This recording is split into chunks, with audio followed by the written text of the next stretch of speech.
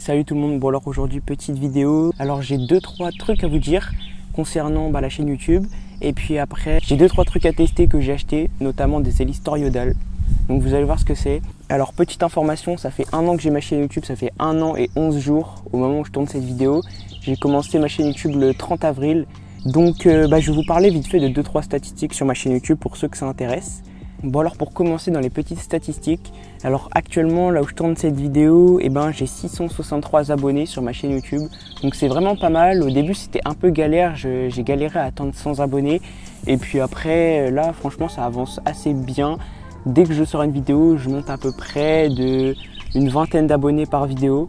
Donc franchement c'est pas mal, ça avance. De toute façon moi je fais pas YouTube pour avoir un max d'abonnés, moi c'est juste pour partager des vidéos. Et puis si ça plaît, c'est cool. Alors du coup j'ai sorti 40 vidéos et 2 shorts. Alors oui, les shorts, je commence à en sortir un toutes les semaines, le samedi à midi. Donc j'en sors parce que j'ai du contenu que j'ai pas posté. Et je me dis que les shorts ça peut quand même plaire. Donc tout ce que j'ai sur mon compte Instagram, je les mets sur les shorts. Donc là, ça va me durer peut-être pendant 1 ou 2 mois. Ensuite, 40 vidéos au début de ma chaîne YouTube. Donc les 9 premiers mois, je pense. Je sortais à peu près une vidéo par semaine. Et puis après, j'ai arrêté de sortir une vidéo par semaine. Je faisais plutôt une fois toutes les 2 semaines pendant la période d'hiver. Là, j'ai repris. Bon, forcément, il y a des petits moments. Genre par exemple, la semaine dernière, il y a peu de vidéos parce que un peu trop galère.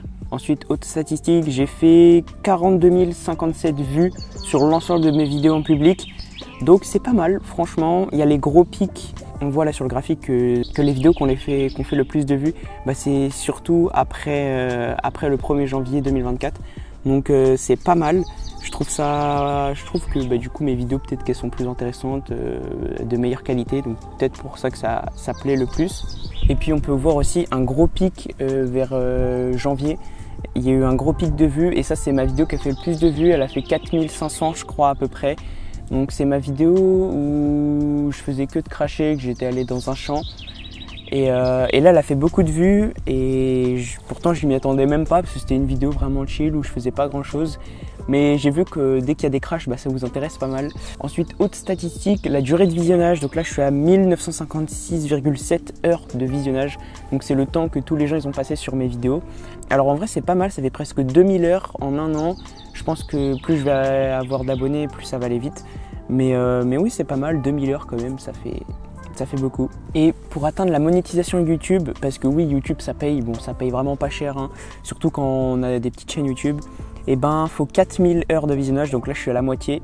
Et après il faut 1000 abonnés, donc dans 400 abonnés ça le ferait. On veut voir que 80% des gens qui regardent ma chaîne YouTube ne sont pas abonnés. Et ça c'est pas ouf. En vrai, abonnez-vous, ça fait pas de mal, c'est juste un petit bouton. Et puis moi ça me booste un peu à créer du contenu. Et ensuite, dernière annonce importante, je vais changer la date de sortie de mes vidéos. Alors pour une raison, tout simplement parce que le timing pour créer les vidéos une fois par semaine, c'est pas le bon. Parce que moi, souvent, comme j'anticipe pas trop, c'est compliqué d'anticiper et de faire beaucoup de vidéos à la fois. Et en fait, je fais ma vidéo le week-end et elle doit sortir le mercredi. Et au niveau du montage, c'est un peu short. Donc maintenant, mes vidéos vont sortir le vendredi à 16 h. Donc ça va pas changer d'heure, ça change juste de jour. Et ça va continuer à faire une vidéo par semaine, donc ça vous inquiétez pas. Moi ça va me permettre le mercredi après-midi de faire mes montages et de le continuer le jeudi. Comme ça on aura peut-être des vidéos un peu plus qualitatives. Donc voilà, c'était tout ce que j'avais à vous dire. Maintenant on va tester 2-3 trucs assez sympas. Bon alors première petite nouveauté, j'ai quitté mon bon vieux V800D pour passer sur des lunettes. Et oui, enfin, depuis le temps que j'en parle, j'ai acheté des Fat Shark. C'est les Dominator V3, donc elles sont pas toutes jeunes. C'est des vieilles lunettes, mais je les ai achetées d'occasion pour 40 €. Donc c'est vraiment une très bonne affaire. J'avais en plus les antennes et la lipo de fournie pour les lunettes. Donc c'est vraiment beaucoup plus confort. Bon, l'écran est un peu plus petit. Là je crois j'ai 40 de FOV. Avec mon masque j'avais 140, donc ça fait un petit changement. Mais après c'est qu'une question d'habitude. Le vrai truc intéressant c'est la place. En soi avec la boîte ça prend pas tellement moins de place dans le sac. Par contre juste à porter sur la tête c'est tellement plus pratique. Donc juste pour ça en fait c'est incroyable. Je suis vraiment trop content. Ensuite deuxième petite nouveauté, alors ça je me suis fait un petit kiff. Je faisais une petite commande DFR et j'ai vu dans les promos que DFR vendait des hélices Toriodal. Les petites hélices là, donuts, donc elles sont déjà connues, c'est les hélices en forme de donuts du coup. Il y a déjà pas mal de mecs qui les ont testés sur YouTube. Mais voilà, moi je me suis dit je vais les prendre pour essayer. J'ai déjà un peu essayé. Mais bon, je vais pas vous dire pour l'instant. On va essayer ça ensemble. Et puis voilà, dernière chose importante. Je suis enfin passé sur des moteurs 6S depuis le temps que je voulais faire ça.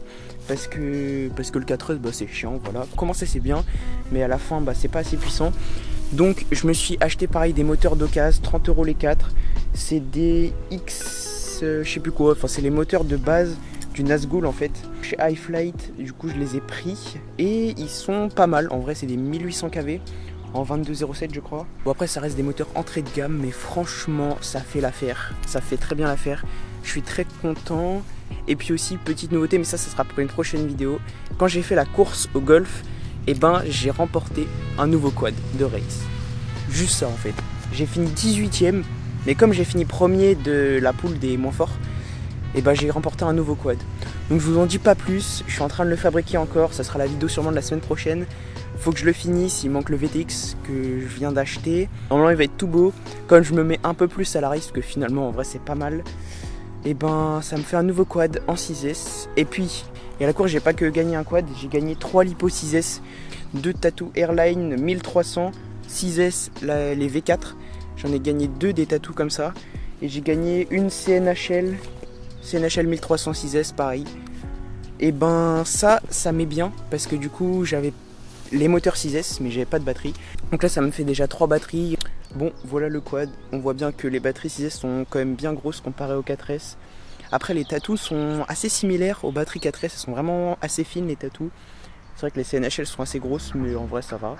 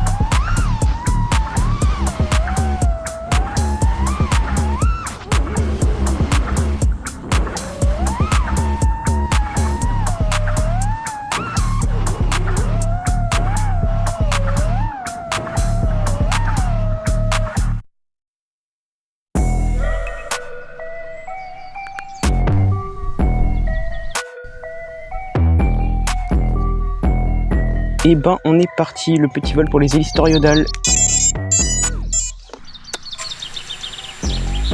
En fait le bruit, et ben c'est totalement différent. Un bruit avec des hélices tripales classiques, c'est un bruit super aigu qui scille, et là c'est un bruit grave. En vrai je trouve que c'est mieux pour... c'est moins chiant en fait, c'est plus agréable. Mais du coup on a l'impression aussi qu'elle va moins vite. Genre le quad on a l'impression qu'il va moins vite, que c'est moins puissant. Alors qu'en soi je pense que c'est à peu près similaire. Hein. Après j'ai pas de GPS pour tester, voir la différence de vitesse. Mais à première vue j'ai l'impression quand même que c'est moins puissant. Ensuite, c'est à peu près la même chose. Hein. Je crois qu'il n'y a pas grand chose de différent. Bon là je peux pas vous montrer, mais j'ai déjà fait vite fait quelques tests et j'ai l'impression que ça consomme plus quand même. Ça consomme un peu plus que les autres. Que des hélices tripales classiques. sais pas si c'est vrai, je sais pas si c'est les conditions que j'avais qui étaient différentes. Le bruit est moins chiant, mais moi je préfère quand même le bruit des hélices tripales classiques. Je trouve ça, je sais pas, peut-être c'est l'habitude. Mais ce bruit, je sais pas, c'est bizarre. Peut-être parce que j'ai pas l'habitude de l'entendre.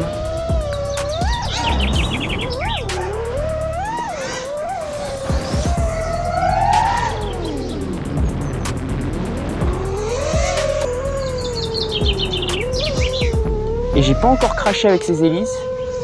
D'ailleurs je pourrais parce que j'ai 2 paquets. Mais bon, on va pas faire exprès de cracher.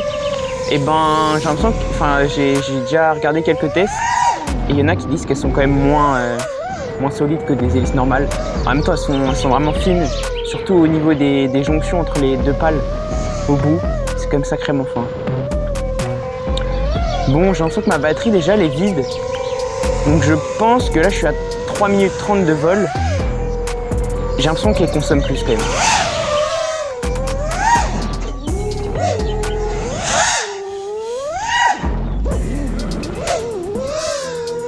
Je vais poser, mais oui, j'ai l'impression quand même que c'est moins puissant.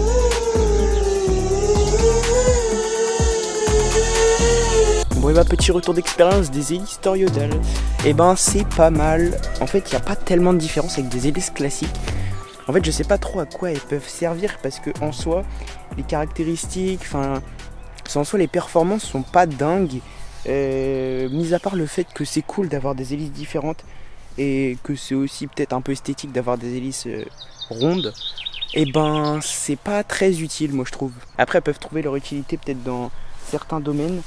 Normalement, c'est censé faire moins de bruit et être plus efficient. Alors, oui, ça fait moins de bruit. Ça c'est sûr, en fait, en soi ça fait pas moins de bruit, c'est juste le bruit est plus grave. Du coup c'est moins agaçant. Mais du coup on a aussi une impression que le drone va moins vite. Alors que je pense, bon, j'ai pas fait de test, mais je pense que c'est à peu près la même chose. Mais en tout cas comme le bruit est moins aigu, on a peut-être l'impression à l'oreille que ça va moins vite. Mais en tout cas voilà, le petit test est fini. Bon, c'est pas un test poussé, hein. J'ai fait aucun calcul de quoi que ce soit. J'avais même pas de GPS pour comparer la vitesse. Et puis voilà, bah je pense que c'est une fin de vidéo, j'ai dit tout ce que j'avais à vous dire. Du coup, bah si vous avez bien retenu, moi je vous retrouve vendredi prochain à 16h pour une prochaine vidéo. Allez, ciao!